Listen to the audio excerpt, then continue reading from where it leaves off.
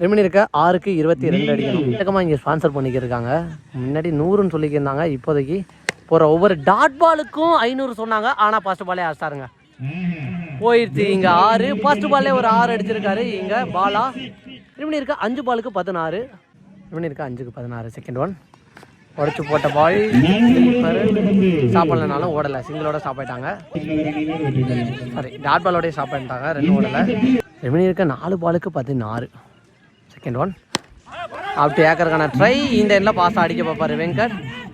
மிஸ்பீல் நடந்துருச்சுங்க. அப்படிங்கிற பட்சத்தில் இது கம்ஃபர்டபுள் டூவாகவே மாற்றிட்டாங்க. நல்லா பேக்கப்.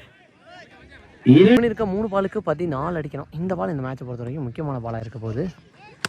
வெரைட்டி போய் ஆஸ்டாருங்க. இங்கே எக்ஸ்ட்ரா கவரில் சான்ஸ் போகிற 6ஆங்க பவுண்ட்ரி போயிருக்குன்னு நினைக்கிறேன். பவுண்ட்ரி இப்போ எப்படி வந்து ஸ்பான்சர் பண்ண ஆரம்பிச்சிட்டாங்கன்னா 2 பாலில் 1 பால் டாட்டு போட்டால் 1000 ரூபா சொல்லியிருக்காங்க. ஆல்ரெடி ஒரு டாட்டுக்கு 500 ரூபா வாங்கிடுவார். இப்போ 2க்கு 10 ரீச் அடிச்சிருக்காரு. சான்ஸ் ஃபார் 2 ரெஸ்ட் பண்ணுறாங்களா? அங்கே சக்தி விழுந்துட்டாருங்க. ஸோ முக்கியமான நேரத்தில் இங்கே கீழே விழுந்துட்டாரு. ஸோ இப்போ பவுண்டரி போயிடுச்சு. கடைசி 1 பாலுக்கு 6 ரன்னு. செம்ம ப்ரெஷராக எடுத்துகிட்டு வந்திருக்காங்க இங்கே போஸ் நகர். 1 பாலுக்கு 6 திக் மொமெண்ட் என்ன பண்ண போகிறாரு? 16 ரன் அடித்த பாலா. ஸோ பவுலரு செம்ம ப்ரெஷராக இருப்பார். இப்போ பேட்ஸ்மேனுக்கு இங்கே அவார்டு அறிவிச்சுட்டாருங்க. 6 அடித்தா பேட்ஸ்மேனுக்கு 1000, டாட்டு போட்டால் பவுலருக்கு 1000. 1 பால் கேப்டா போயிருக்கு. சான்ஸ் ஃபார் பின்னாடியே ஸ்டாப் பண்ணிட்டாங்க. ஸோ இந்த டாட் பாலோட இந்த மேட்ச்சில் வின் பண்ணுறாங்க எங்கள் கீழே.